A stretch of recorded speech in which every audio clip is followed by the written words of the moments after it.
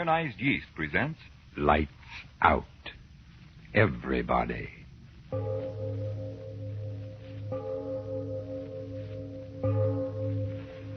It is later than you think.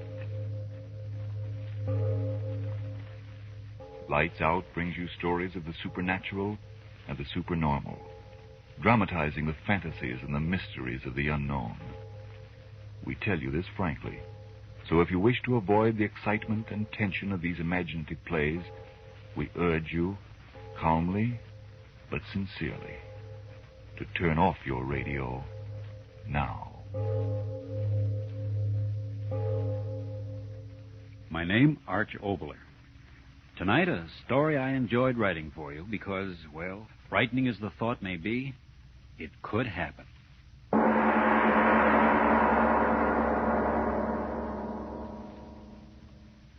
And furthermore, I might speak frankly, my dear Diane, the basic thing wrong with woman is her nose. Let's cut it off. Russell Adams. Then there's the matter of her ears. Look at them. Well? They're too obvious. Cut them off, too. No nose, no ears. Oh, a fine art critic you turned out to be. Oh, is this thing odd? Russ Adams, I hate you. I think it's the best piece of sculpture I've ever done. Egomaniac. Oh, will you go away? Not until I tell my wife how much I adore her. How about stopping the artistic endeavors for the night and romancing with the old man? Any night. Come on. Out of the veranda. There's a moon. Spoken as Professor Russell J. Adams, instructor of astronomy at our beloved university. I don't know a single scientific fact about this moon. It's a special satellite built entirely for romance. Then it's a date. After you, fair Diane? Why do you laugh? Just thinking it's a good thing we haven't any neighbors, or they'd think we were honeymooning. 10 years and 2 more weeks. Sweet. Why? For remembering. Why the sigh? Oh, it's such a lovely night. Yes. You're very lovely with the moonlight in your hair. Darling. 335 days out of the year, moonlight to me is just a reflected light of the sun. A light interesting only that it may be analyzed spectroscopically. But these 30 days of our vacation, Diane. Oh, what a magical change. It's a soft lover's moon hanging in the heavens only to brighten your loveliness. Oh, people wonder why I can't get excited about Ronald Coleman. Coleman? Who's he? Spoken like a true professor. He's a motion picture star. An absolute paragon of romance. Oh, well, perhaps I shouldn't neglect my movie-going. Oh, so much I mean, with such paragons to teach one. You do all right. Oh, Russell. What's the matter? I saw the brightest shooting star. Is that all? The way you gasp, I thought you saw the angel of death himself galloping over those meadows. There's another one.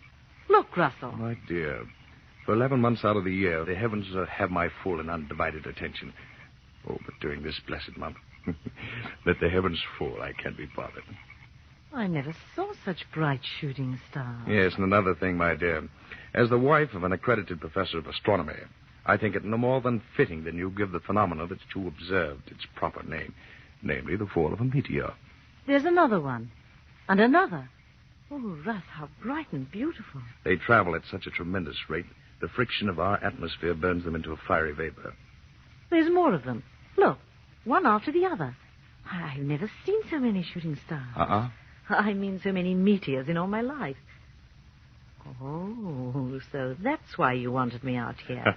You knew about this meteor shower, didn't you? It's one of heaven's free spectacles in this constellation. Every 3 years, and this happens to be the 3rd year. How frightening. Why frightening? Those great masses of stone and iron coming from who knows where in interstellar space, traveling millions and millions of miles, and then going up in such glorious flame just as they reach the end of their journey. Not all goes to flame. Hundreds of them strike the earth each year. Well, Russell, there's no danger. Oh, no. The probabilities of being struck on the head by that cosmic rubbish is about 1,000 times more remote than winning a sweepstake without buying a ticket. Oh, look. That one. The brightest of all. Wait, Diane. What's that? I don't know. Something from Look the up. sky. shooting star. Look out, Diane!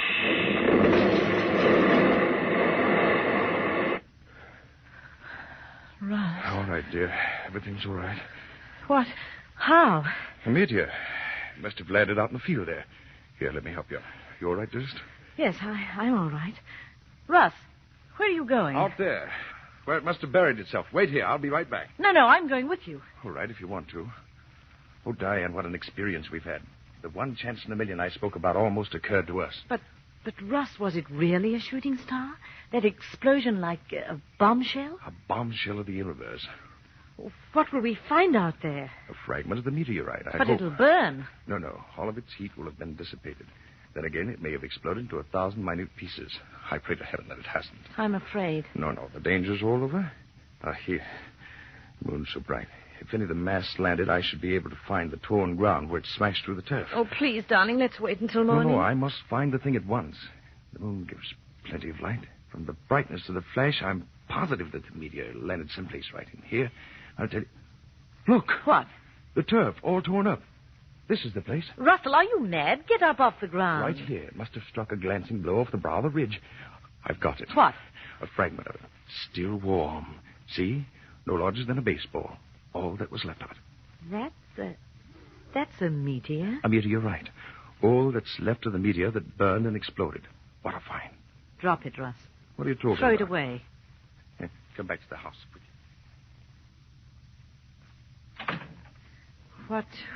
What are you going to do with it? Diane, what's the matter with you? Your face. I don't know. Somehow I'm afraid for all of us. Afraid? Good heavens, my dear. There's nothing dangerous about this. A mass metal that's 90% iron. Why, it's as harmless as any inert piece of metal. Come to the study. I'll show you where the rush of air against the incandescent... Russ, metal... wait. Huh? Someone's crying. Yes. I'll go and see. It's Helga. Oh, Helga, you poor thing. We forgot all about you. Oh, Mrs. Adams, it was exploding. Now, everything's all right, Helga. What's going on, Diane? Oh, poor Helga. The explosion frightened her out of her wits. Oh, Mr. Professor Adams, we die. We all die. Don't be a the fool. The fire come from the sky. It kill us. It kill you and me and everybody. We die. Everybody die. Stop it. For heaven's sake, stop that. Sky. Take care of it, Diane. Give her a sedative or something. All right, Russell. All right now, Helga. Everything's all right. I'm going to get at this meteorite, so please quiet the dumb fool down as quickly as you can. Superstitious idiot. Simple phenomena, and she thinks the world's ending. Simple little meteorite. Iron, bit of nickel content. Nothing particularly unusual. Oh, Diane, quiet her down, will you? Yes. She'll be all right. You look a little rocky yourself. Here, sit here. She's very frightened. Yeah, and even you, Diane. Well? Well, you've acted so strangely, as if this inert piece of cosmic metal could cause some supernatural ability. What are you going to do with it? Nothing. Examine it. Here, I'll take some of this nitric acid. Where's that bottle? Yeah. Now watch closely, and I'll show you that the stone consists of ordinary elements. Iron. Russell. What? This mark on it. How strange. Yeah. Funny I hadn't noticed it before. Circles the entire stone. I wouldn't be a bit surprised that a blow right here would break it in half. Yes, I think I'll try to do that. No, Russ. Leave it alone. Good heavens, Diane. Nothing but a stone. All I'm going to do is try and break it along this fissure. See, I got a hammer. Here. Wonder if the stone break. Almost solid metal. I'll try. By George, it did. Clean in half. What? Look. What's inside? Flesh. Oh, Russell. Negative gray protoplasmic. No, it can't be. It can't. This is a meteor. It came from out there. There is no flesh. Nothing could live. Russ, look. Huh? It's growing. Growing?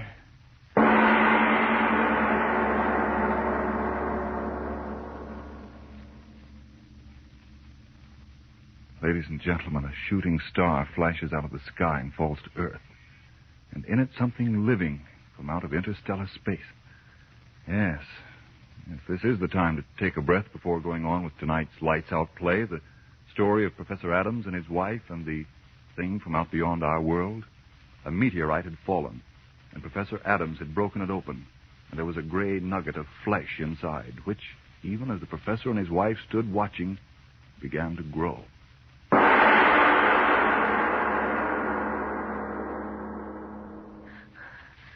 Faster and faster. Gray flesh. Growing. Oh, Russ, I'm afraid. No, Diane, no. Wait, control yourself. This is something we've got to see, both of us, calmly, so we can tell others clearly what we saw. I'll try. Oh, Russ, keep your arm around me. Larger and larger. Listen, the noise as it grows. I hear it. When will it stop? When? Look. I can't. That horrible gray flesh. But you must see it. Look. It's forming into something. What? A head. It's forming into a head. Oh! How can it be, Diane? Flesh in a meteor growing into a head. I see it. A head. Horrible head. Diane, you heard. Yes. A head without body speaking. Yes, speaking. Russell. You hear and understand me. Thick lips. Laughing. I laugh at the fear and wonder in your simple little faces. Who are you? What are you? If I told you, would your little earth minds understand? Tell us, whatever you are. Tell us what you are. What you on earth will soon have for masters. No, wait, Diane. I must know. You thing... what can I call you? Tell me what you mean, you... masters. Surely you simple little men do not think that in you creation has reached the ultimate. No. Gray flesh talking. I'm getting out. You will stay.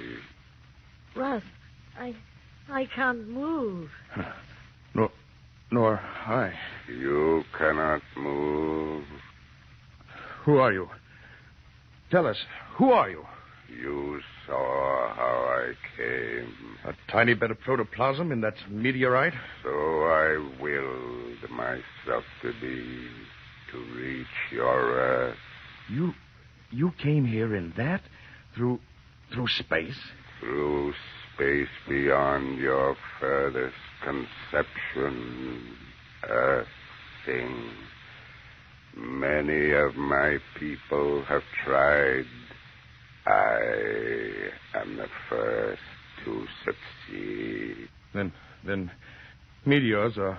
All the means we have used to try and reach this haven of plenty. I am the first. Now there will be others. You're from another planet? An old world.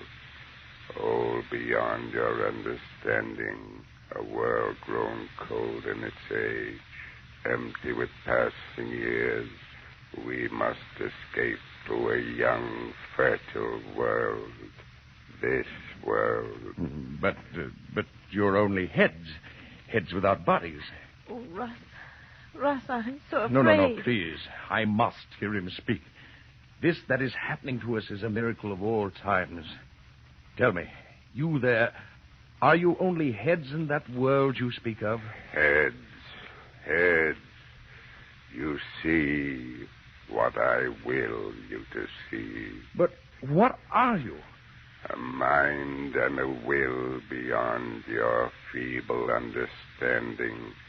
As far above you as you are above the apes that still must crawl in your jungle. But how can it be that you speak as I speak and understand what I say? Your prattling wearies me, but I tell you this. All that you say, I know. The most profound thought any of you earth things have ever thought is to me as the babbling of children. But now I am hungry. You understand that, little thing. Hungry? Hungry? Hungry with a hunger that has driven me over space without ending. Hunger that has brought me here. But what do you eat? You will know. What do you mean? What food could there be here to fill the hunger of such as I? Hunger that would make me entomb myself in metal, flung into space in a hope that chance would bring me through the fire of that air of yours. What food? A thing. I don't know. Tell me. Come closer. A thing. Oh, no. And why, oh no, a thing. You don't... Human? Human. You think you crawling worms are human to us. But if you're man... But we are not men. You are the cattle, and we are the keepers. Oh. You raise the cattle for life, and we for centuries have raised such as you on our world for life. But now, as I told you, our world has grown too old and too cold. The herds of you die, and we grow hungry. That is why I am here. We need new cattle. Here there are so many of you. Earth woman. Russell, it spoke to me. We've got to get out of here. Earth woman. No. Stop it. Don't look at me. Stop it. Come No. closer. Don't listen to him, Diane. Closer. No. Don't move, Diane. Stay where you are. Stay right there. You hear only me, Earth woman. Only you. No, Diane. No. Don't say that. Don't look at that monster, Diane. Don't look at it. Closer, Diane. Yes. No. Closer. No, Diane. Stand still. Don't move toward it. Don't. Closer, No. Diane. Then. Closer. Monster. Not Diane. Diane, I beg of you, don't go closer to it. Closer. No. Closer. Closer. I'll kill you. Closer. If I could only get to you. Closer. Soon you will move to me as she No. is. No. Closer. Diane, Closer. if I could move. Closer. Diane, Closer. I've got to find the way. The Closer. strength to stop him. Diane, you're almost... I've got to. Closer. That bottle. Nitric acid. The bottle. Closer. Got it. Closer. Yes. Close to Yes, me. close to you, monster. Take this.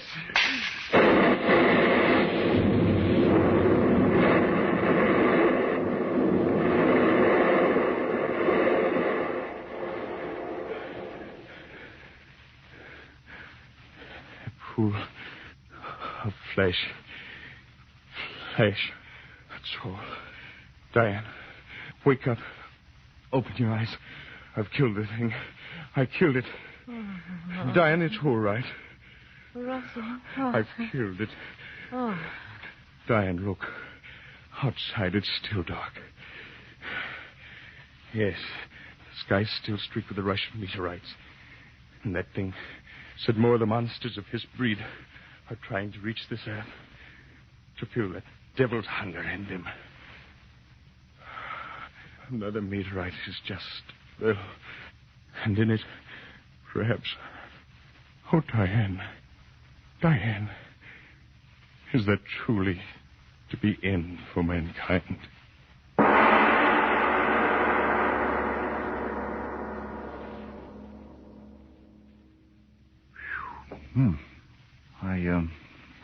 Mr. Obler, will the end of the world come that way? Well, Frank, if you mean will the end for mankind come out of interstellar space in the form of a flying meteor, well, there are some mighty interesting theories along that line. The amazing thing about it, Frank, is that there are so many logical and thoroughly possible ways in which the entire tribe of mankind could be wiped off the earth at any moment. I'm not talking about famine or what's close to all of us, war. I mean other ways.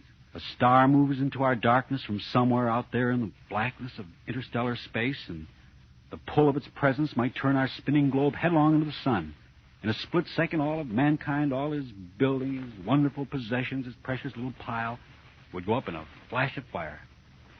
Or, out of the sun itself, the very source of our life, as we all know, could shoot a long stream of explosive flame that would curl around us, and again, well, so quickly that no man would know what had happened. In split seconds, this earth would be a charred, uninhabited spheroid. Yes, when one stops to think what a tiny little grain of sand this haughty world of ours actually is in the dark sea of space, and when we realizes how precarious little mankind's hold is on this earth, the spectacle of man's inhumanity to man becomes a cosmic joke. Well, all of those things are certainly interesting to think about, Mr. Obler, but tell us now what's going to happen next week. Next week, ball's triste. No, that's not a dance. It's a story of chance. That unpredictable chance that makes one man a saint and the next man a Hitler. The flip of a coin, the turn of a card, the bend of a road. I think you'll like what we have to offer you, but as usual, next week. Lights Out will come to you again next Tuesday at this same time. Be sure to listen to Arch Obler's weird story of Valse Triste.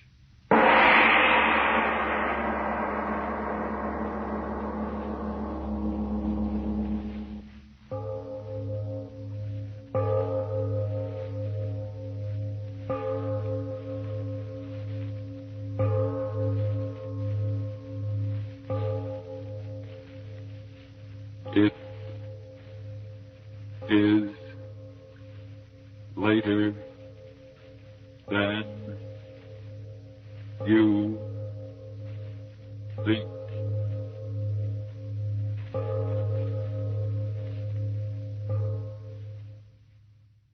This is the Columbia Broadcasting System. Spooky Ventures is the home for spooky content and spooky merchandise on the web.